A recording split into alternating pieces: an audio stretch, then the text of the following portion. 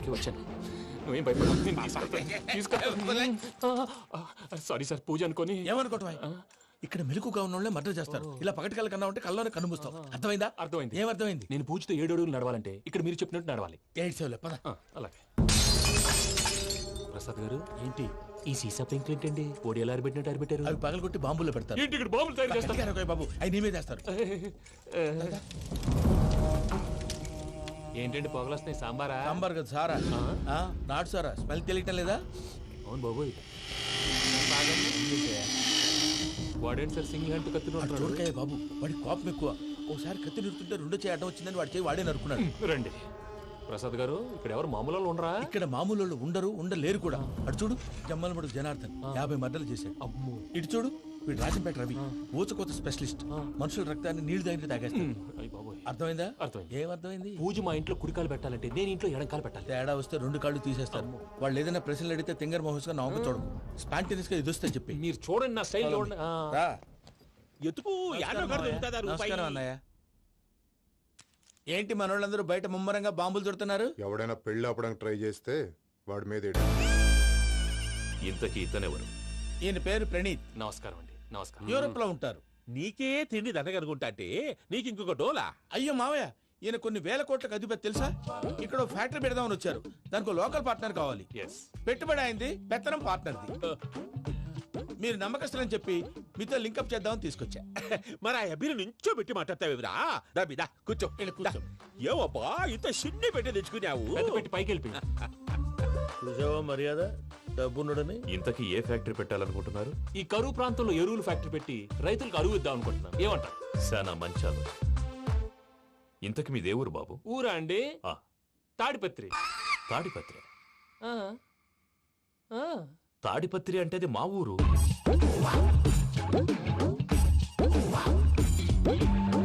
అన్నయ్య, బాబు చెప్పేది మన తాడిపత్రి కాదు, తెలంగాణ తాడిపత్రి.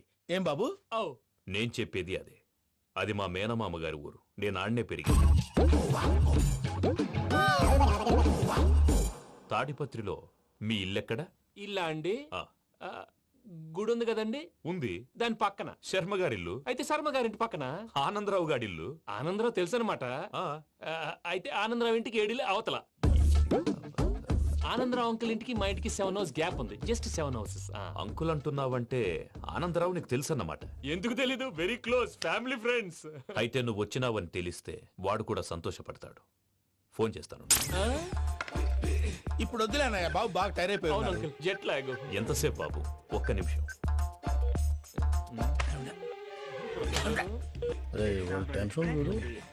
ఈ ఫోన్ ఒకటి కలుస్తలేదు. వాడితో తర్వాత మాట్లాడుకుందాం. మీరెళ్ళి రెస్ట్ తీసుకోండి బాబు. అది కరెక్ట్ భయ్యా, తర్వాత మాట్లాడుకుందాం. తమ్ముడు. అవును, మీ పేరేంటి? ప్రామాణికం ఏదో కొంచెం తేడాగా అనిపించట్లా? నాకు అలాగే అనిపిస్తుంది సార్. నేను అన్నావా నీకు కూడా నిజంగా అనిపిస్తుంది? నిజంగా సార్. అయితే వీళ్ళ మీద కొంచెం కాన్సన్ట్రేట్ చేయాలి. ఏంటండి ఏ ఊరు దొరకట్టు తాడిపత్రి పేరు ఎందుకు చెప్పావు? ఆ ఊళ్ళో ఆయనకి చుట్టాలు ఉంటారు. నాకేం చెప్తే చెప్పావు. ఆనందరావు అంకుల్ అని ఎందుకన్నావు? ఒకే ఊరిని చెప్పి తెలియదంటే డౌట్ రాదా? నా ప్రశ్నకు సమాధానాలన్నీ నీ దగ్గర ఉంటాయి. నీ సమాధానాలకు సాక్ష్యాలన్నీ వాళ్ళ దగ్గర ఉన్నాయి. ఏదో తప్పు చేసినట్టు మాట్లాడతారేంటి? అక్కడికి ఒక ఐడియాతో చెప్పావు. నువ్వు ఐడియాతో చెప్పావు, ఎయిర్టెల్తో చెప్పావు. వాళ్ళకి ఎందుకయ్యా? ఆ ఆనందరావు గారి నెట్వర్క్ కలిసిందంటే మనం కవరింగ్ ఏరియాలో ఉన్నాం. అన్ని అప్సకర్ల మాటలు మీరు ఏం జరగదండి. సర్లేండి. సర్లే పదండి.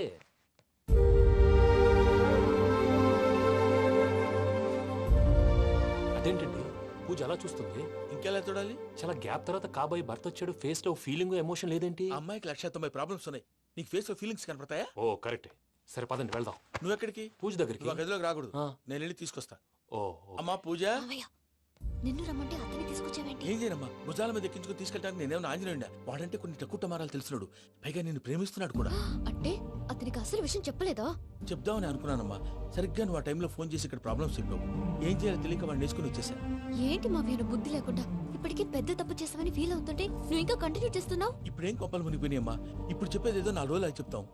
ఈలో భద్రతతో నీకు పెళ్లి అయిపోయింది అనుకో, నీ జీవితమే నాశనం అయిపోతుందమ్మా. అందుకే ఇలా చేయాల్సి వచ్చింది. కానీ లేదు గీనీ లేదమ్మా.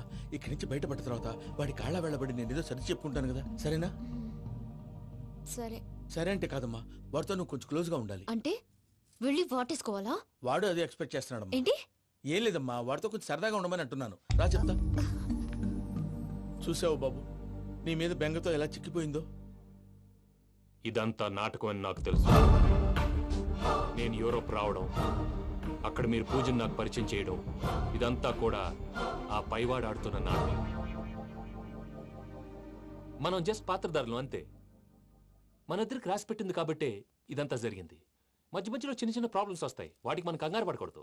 మిమ్మల్ని ఇక్కడి నుంచి తీసుకెళ్లే బాధ్యత నాది. మీరు హ్యాపీగా ఉండండి, ఏదో ఒకసారి నవ్వండి. ఆ? ఇంకా ఇంకా అది అది అలా నవ్వుతూ ఉండండి. రండి ప్రసాద్ గారు, వెళ్ళి రెస్ట్ తీసుకుందాం రండి. చూసారా ప్రసాద్ గారు, ఎంత డల్గున్న పూజ నన్ను చూడగానే హ్యాపీగా ఫీల్ అయిందో. అవునయ్యా, ఇంకేతంటావు? That is the magic of love. అయ్యా ఆనందరావు గారు వచ్చినారు. ఆనందరావా? నాయనోయ్. 70. ఏంటయ్యా అవతల కొంపలు మునిగిపోతుంటే నువ్వు ఎక్సర్సైజ్ చేస్తూ కూర్చున్నావు. ఏమైందండి? ఏమైందంటే వాడు వచ్చేసాడు. ఎవడండి? అదే మీ ఆనందరావు అంకులు. అయితే ఇప్పుడు ఏం చేద్దామండి? ఏం చేస్తా ఉంటావేటయ్యా, గోడ దూకి పైపోవడం. పారిపోతే మరి పూజ సంగతి? పూజను తీసుకుని వెనకాల వచ్చేసాను. ప్రణీత్ బాబు పెద్ద మిమ్మల్ని రమ్మన్నారండి. మిమ్మల్ని రమ్మంటున్నానంట, వెళ్ళండి. మిమ్మల్ని కూడా రమ్మన్నారండి. మిమ్మల్ని కూడా రమ్మన్నారంట. మాకు వినపడింది లేదు. అయితే పదండి. పదండి. బాబు ప్రణీత్, ఈయన తెలుసండి, మా తాడిపత్రి ఆనందరావు అంకుల్. నమస్తే అంకుల్. నమస్తే. ఇతను తాడిపత్రి ఆనందరావు కాదు, సర్వేయర్ ఆనందరావు. ఇండస్ట్రీ ల్యాండ్ పనులు అప్పజెప్దామని పిలిపించాను. పరిచయం చేసేలోపు ఏదో కంగారు ఎందుకు? అంటే ఈయన కూడా మా ఆనందరావు అంకుల్ ఎత్తుగా దిట్టంగా ఉంటాను. ఎత్తుగా దిట్టంగా ఉండడం ఏంది, వాడు సన్నగా రివటలా ఉంటాడు. బై మిస్టేక్ కూడా కరెక్ట్ గా చెప్పవా? ఓ ఇప్పుడు అలా ఉన్నాడండి. ఎప్పుడో చిన్నప్పుడు చూశాను కదండి, కొంచెం కన్ఫ్యూజ్ అయ్యాను. ఇప్పుడు ఒక్కసారి చూస్తే ఇంకెప్పుడు కన్ఫ్యూజ్ అవును. దానికేం భాగ్యం, ఇప్పుడే ఫోన్ చేసి మాట్లాడు.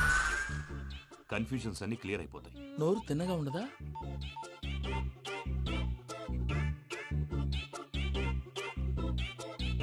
హలో, నేను రా చెంగల్రాయుడిని మాట్లాడుతుండా. అరే చెంగల్ రాయుడు, ఇన్ని దినాలు కాదు వచ్చినానా? ఏంట్రా సంగతులు? ఏంలే ఆనందరావు, మన తాడిపత్రి బిడ్డ ఫారెన్ పోయి చాలా గొప్పోడైనాడు. గట్టనా? ఎవరిది? నువ్వే మాట్లాడు. ఆ, హలో ఆనందరావు అంకుల్, నేను ప్రణీత్ మాట్లాడుతున్నాను. బాగున్నారు అంకుల్? మంచిగున్నా గాని ప్రణీత్ అంటే ఎవరి పిల్లగాని నువ్వు? అలాంటి విషయాలు ఫోన్లో చెప్పకూడదు అంకుల్. ఎందుకు చెప్పకూడదు? ఇన్కమ్ ట్యాక్స్ వాళ్ళు ట్రాప్ చేస్తారు. ఆ? ఎన్ని కోట్లు సంపాదించాలని అడుగుతున్నాడండి. ఎలా చెప్పరండి? నేను చెప్పను. ఓహో, ఇక్కడికి ఎందుకు వచ్చానంటారా? అలా అడిగారు, బాగుంది, చెప్తాను. అడిగిందని చెప్పకుండా అడగందని చెప్తానంటాడేటి? నా హెల్పింగ్ నేచర్ మీకు తెలుసు కదా అంకుల్. ఇక్కడ ఇండస్ట్రీ పెట్టి 10 మందికి హెల్ప్ చేద్దాం అనుకున్నాను. దానికి వర్కింగ్ పార్ట్నర్ కావాలి. పార్ట్నర్ అంటే గుర్తొచ్చింది, మీరే జాయిన్ అవ్వచ్చు కదా. పైగా పైసా పెట్టనక్కర్లేదు. ఏమంటారు? నువ్వు అంతగా చెప్తే నేను కాదంటానా ప్రణీత్? అయితే మనం ప్రొసీడ్ అయిపోదాం.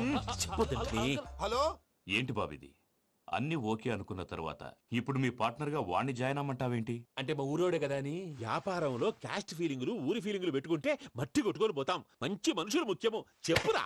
అవును ప్రణీత్ బాబు, వీళ్ళు చాలా మంచి మనుషులు, వీళ్ళకే ఫిక్స్ అయిపోదాం. సరే ప్రసాద్ గారు, మీరు ఎంతగా చెప్తున్నారు కాబట్టి వీళ్ళని వేసుకుందాం. ఇది బాగుండాలి. డై అబ్బిని దొలకపోయి అమ్మలు లాగించిరా పో. పో బాగుంటా, తాగిరా పో. రండి బాబు, దయచేయండి. నేను ఇస్తానా? అది మోగుతాను చూడు. ఒరే చెంగల్ రాయుడు, ఇందాక మా ప్రణీత్ బిజినెస్ గురించి మాట్లాడుతుంటే లైన్ కట్ అయింది.